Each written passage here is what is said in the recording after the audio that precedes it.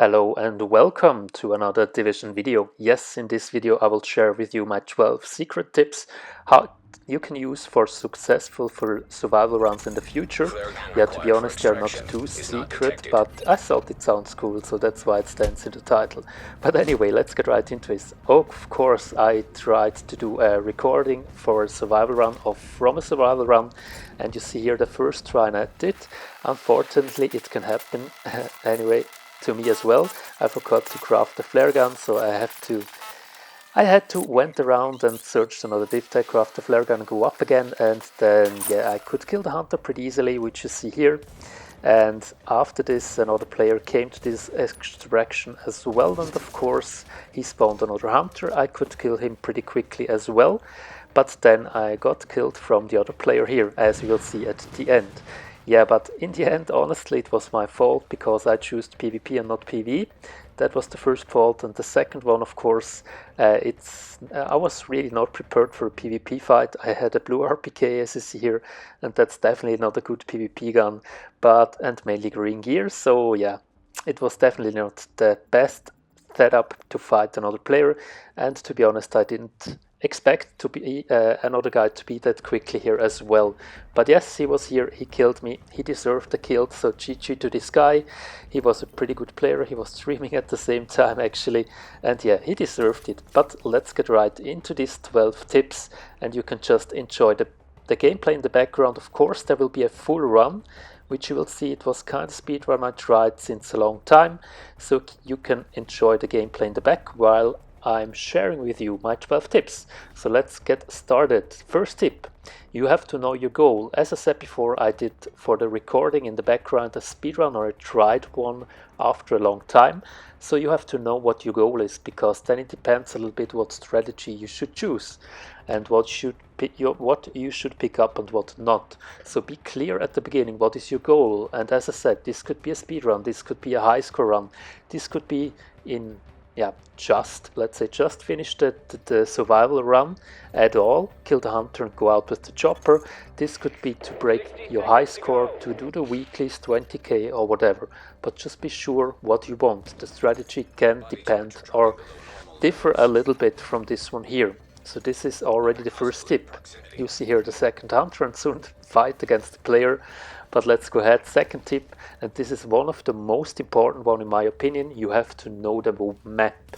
It sounds a little bit weird, but yes, you have to know the map. You don't have to know the whole map, but you have to know some spots where you find good stuff in the light zone, and you have to know where the div tag is, or at least some boxes you can grab as soon as you enter the dark zone.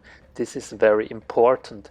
There's a really good map. I will leave the link in the description of this video, so you can check it out. You can just check them out while you were farming in here. And yeah, just have them in mind when you farm survival, because they're very important. As faster as you are to the spots and you can get the loot, this is really a huge advantage, definitely a really huge advantage. So have this map or the spots you want to go in mind. That's very important. I could just say it on and on and on. And yes, you will find the same crates, weapon crates, gear crates, always on the same spot. For me personally, this is a good thing. It makes it a little bit shorter, but the drops you get out of it, they differ always a little bit. So GG to this guy. He really, yeah, he had to have this win. He was definitely better equipped than me, so he deserved this win, definitely. But let's go ahead. As I said, know the map. And yeah, you find always the same crates at the same spot, but it's not always the same thing you get out of it. So have this in mind. And to enter the DC, you don't need that much things. So to enter the DC, you just need the basic filter. And for the basic filter, you need 2 blue fabric and 2 blue tools. And the conversion rate is always 3 to 1. So 3 green to 1 blue, 3 blue to 1 yellow, and so on. A yellow is the last one, so nothing on. And yes, and the loot differs the closer you get to the dark zone. So the loot gets always better. You find far away from the DC mainly green stuff, closer to the DC blue and purple one. So it gets better. So it doesn't make sense to farm too much far away from the dark zone. but I come to this topic a little bit later. Let's go ahead to the third point. Don't waste time at the beginning.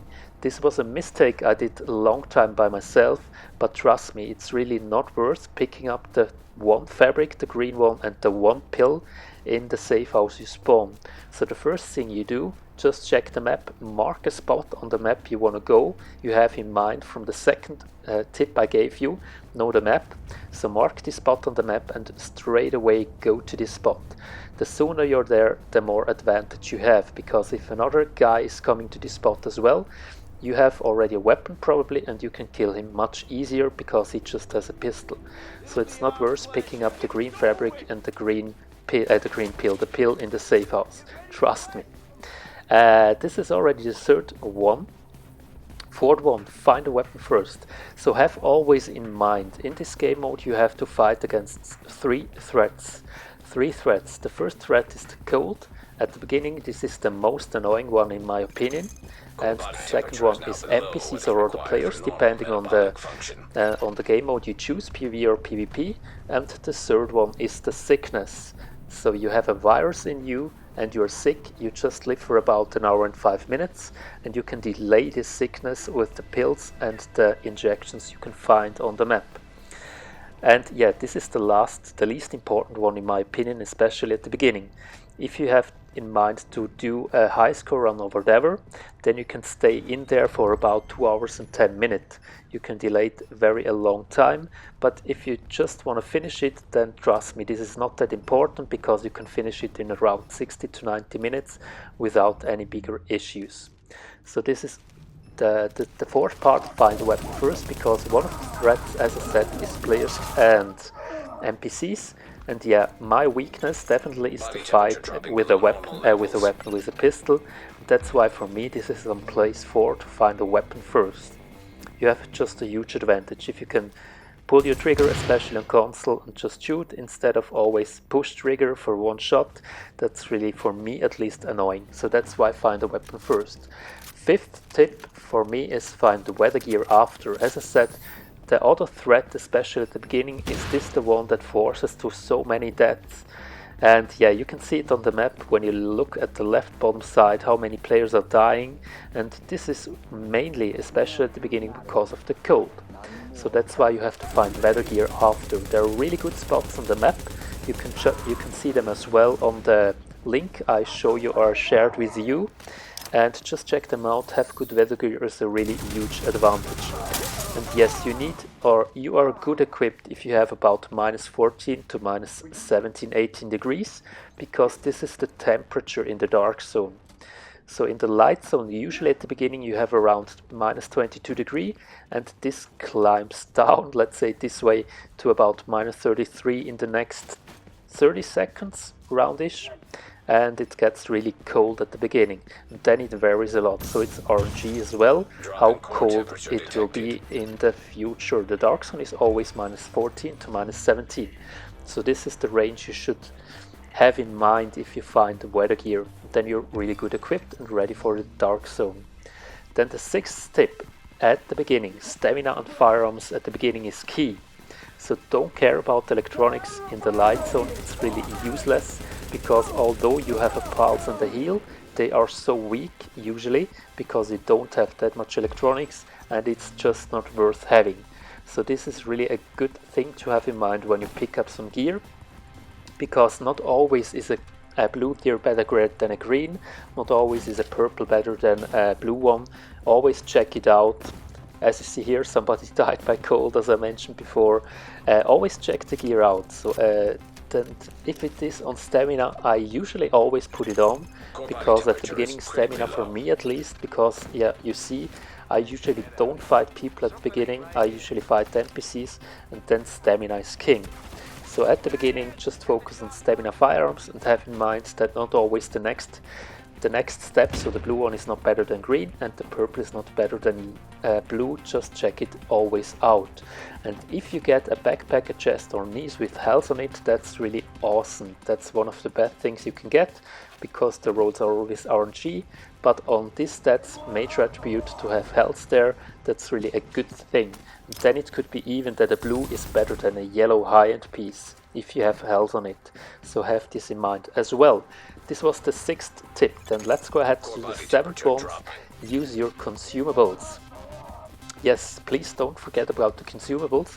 They are not comparable with the conventional game, the end game, which you know already, I guess, from the Dark Zone and the other missions you do. So they have different things you have to have in mind if you use them. So you have 2 eating consumables, the canned food and the bar, and they are both for increasing your health. So if you're low on health, then you can just put in a energy bar or a canned food and you get health back. This is usually a better healing resource at the beginning as to have a self-heal or a box.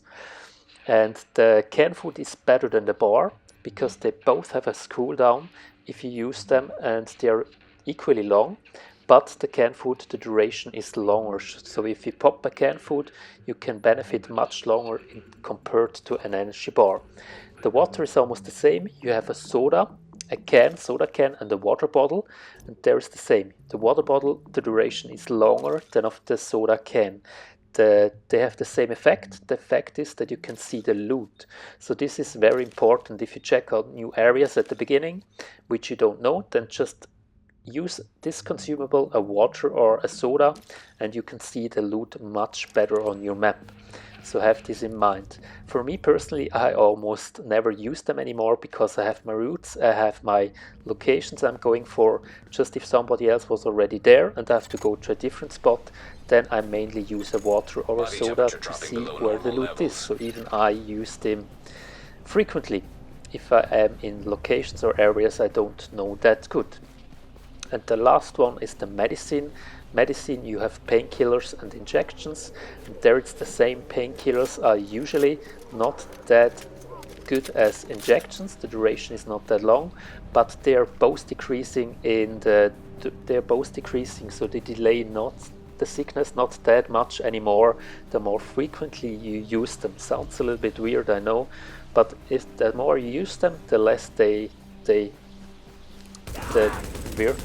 don't know the English word, sorry about this, but yeah, they decrease in their effort, the things they should delay. That's the thing you have to have in mind. So if you want to go for a high score run, then it's very important to pop them right from the beginning. If you just want to finish it, then it doesn't matter that much when you start taking them, because as I said, the duration is decreasing with time. Then this was the 7th tip. Let's go ahead to the 8th one. The 8th tip is skills, gear and weapon mods. So skills, gear and weapon mods, it differs a little bit from the light zone to the dark zone. In the light zone you should not bother too much about gear and weapon mods at all. And skills, the best thing you have, for me definitely the best skill to have at the beginning is a pulse, because it's a huge advantage if you can see other players NPC earlier than others. That's just a huge advantage for yourself. So crafting a pulse, you need 3 blue electronics for this one. It's one of the best things to get for the beginning. A pulse, a turret is really good as well, but just have in mind, for PvP especially, the healing box and the pulse turret is not the best thing to use, because other players can see these 2 skills miles away. So have this in mind. For PvE, the best skills to have is always a self-heal and a scan, just because you can use them and you don't make yourself visible over far distance. Turrets are really powerful, don't understand me wrong, especially for PvE. So if you have high electronics, they deal a ton of damage to NPCs, unfortunately not too much to other players, so they are just annoying if you fight against another player with a turret, but they don't deal too much damage. So this is for the skills. Then weapon mods. Weapon mods is one thing you have to have in mind. You can craft an extended magazine, you can craft a scope, a 12x scope, but these 2 you can just craft in the safe houses further away from the DC, and just with green, tell me, tools. You need 2 green tools to craft each of them, and they can be really viable. So usually if I get a lot of tools at the beginning, I always have a look that I can craft an extended mag at least, because then you can use almost every weapon in the game later in the dark zone. Otherwise you have not that high possibilities of weapon to use, because yeah, you need one with a big mag otherwise. So this you should have in mind as well. If you can craft an extended mag, is really powerful, and a 12 times scope, because a sniper to clear landmarks and the hunter at the end is really powerful as well. And these two you can't craft the closer you come to the safe house, and you can't craft them in the dark zone as well. If you're lucky, they can drop from NPCs, but you can not craft them in there. So this is already the 8th tip almost, and don't care about gear mods at all in the light zone. This is the last one. Gear mods are really useful in the dark zone as soon as you have all high-end equipped. And then I wouldn't craft too much of a knee pad or mask or whatever, they have not the right stats. If you want to unlock some weapon talents, and this is almost always the thing I'm looking at first. So which talents are useful, what do I need to unlock them, on which stats, firearms, stamina and electronics. And if I just miss about 200, 300, 400 of the stats I need to unlock them, then I just craft a couple mods. Then you can really craft the specific ones in the dark zone, so you can craft firearms, stamina and electronics mods, and in the light zone you can just craft purple ones and they drop randomized. So if you're lucky you get firearms, if you're unlucky you get electronics or whatever. And that's why I don't care about gear mods in the light zone, just care about them if you have enough crafting material in the dark zone at all. So this is it for the 8th tip here. Then let's go ahead to the 9th tip. Always be alert. Yes, always be alert means watch always the messages you got on your screen. So you see always if a player revives himself, you see if somebody died to an NPC or a player. You see all these little very important messages on PS on the left side and the bottom of your screen. So always watch this carefully and always have a look how many players are left. So this is important as well. I mean, if you know you're the last guy in the dark zone, then you don't have to care about other players. You can craft other stuff. Let's say an M60 instead of a PP19, because you just fight NPCs and no players at the end. So this can be one thing that's really important as well to have a look at. And that's already about it for the 9th tip in my opinion, but a really important one as well. Then the 10th one is be the first in the dark zone. Of course this depends a little bit on your goal you set right at the beginning, but if you're the first one in the dark zone, then you have all the division tech for yourself, or at least the ones you're fast enough to grab it. And yes, division tech is really the gold in the survival runs. Everyone is hunting for them. They're so useful, you can craft so many stuff out of it, and yeah, it makes the life a lot easier if you know the locations and you're the first guy that can grab the division tech in the dark zone. So this is a huge advantage. And always also, if you always see the message if one guy enters the dark zone, the first one, not for the second, third and the other ones, but for the first one. And if one guy enters the dark zone, you are far away, then you know for yourself, okay, you should anyway, first of all, good equip in the light zone and then go into the dark zone, or you should hurry up a little bit to enter the DC as well as soon as possible. So these two options you have then. And one thing I will share with you here, another tip. If somebody has a disconnect, and yes, it's the division, this can happen, then you will see that one guy is less in the game mode. So it could be that you see the message, just one guy left, but if this guy logs in again, then he has the chance to go into the survival session again, and then you don't see that he will be in there with you. So it could be really surprising. It happened to me about 2 or 3 times in the past, and then just he was standing in front of me and I was really confused because I didn't thought that there is another guy in there. So if someone has a disconnect, logs in again, you don't see it and you don't get a message about this. Have this in mind as well, very important. And yeah, just grab every loot you find that nobody else can pick it up. That's another little tip, by the way. Then the 11th tip, so the previous last one, clearing landmarks and killing the hunter. Usually there are always some cheesy spots to clear the landmarks. It doesn't matter in the light zone or the dark zone. You can clear almost all of them really easy with the right weapon, almost every weapon, but some weapons are definitely better. And you can shoot them from these spots pretty easy without getting shot that often from the NPCs. You have to find them. If you watch my videos, I have a lot of survival rounds as well on my playlist, so just check them out. Then you see these spots as well, and otherwise just leave me a message and I can tell you them, or I can even do a video in the future and show you all the spots from all the landmarks. I cleared already all the landmarks in the light zone and the dark zone a couple times, so I know them pretty good where they are. That's the first one. Then the easiest landmark in the dark zone is right away on the top left side. Dark zone 6 west side. I don't know, so seldomly this one gets cleared because many are afraid to go in upper DC, I guess, but it's not too hard to be honest. But anyway, yeah, this is the easiest one because you just need 2 NPCs, a heavy Riker and a sniper boss. So if you want to clear a landmark that's really easy, then just go all the way on the top left side and you will find it.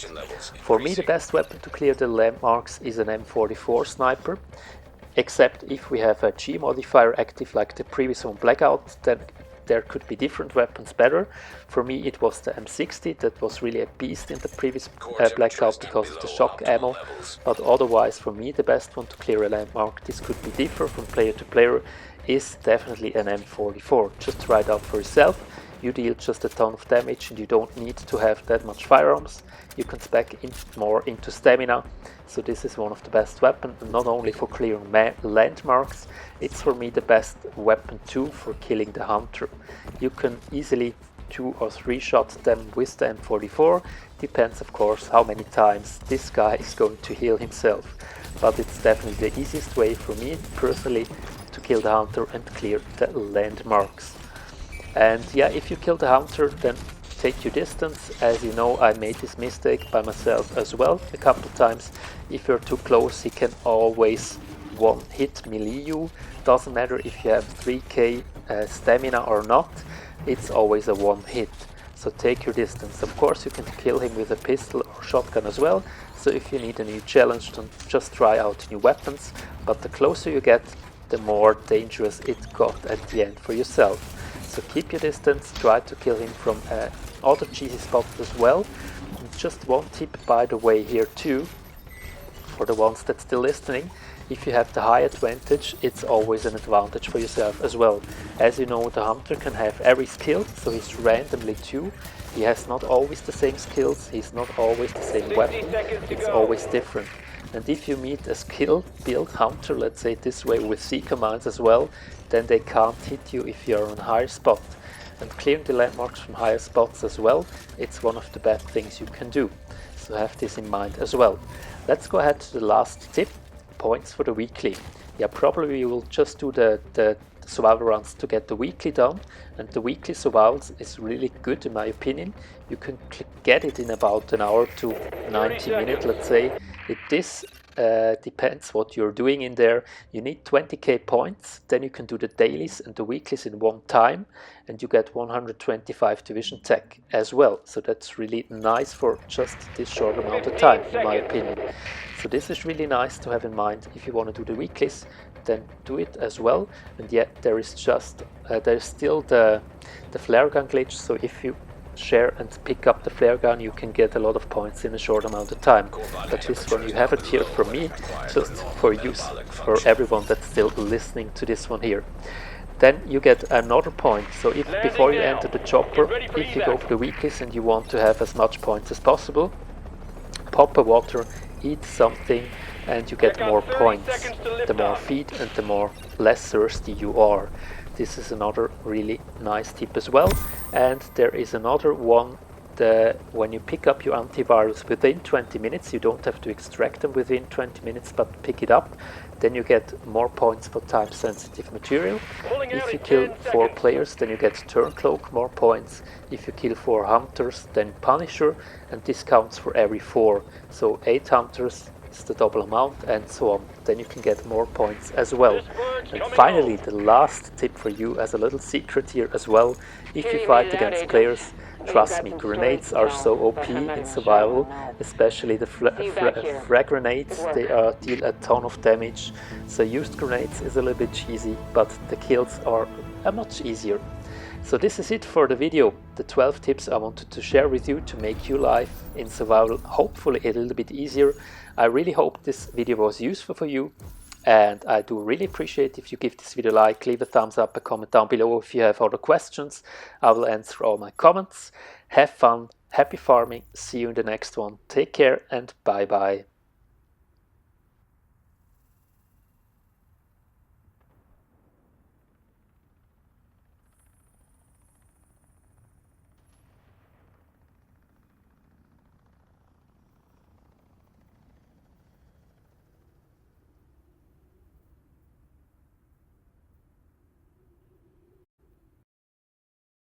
Additional hostiles incoming.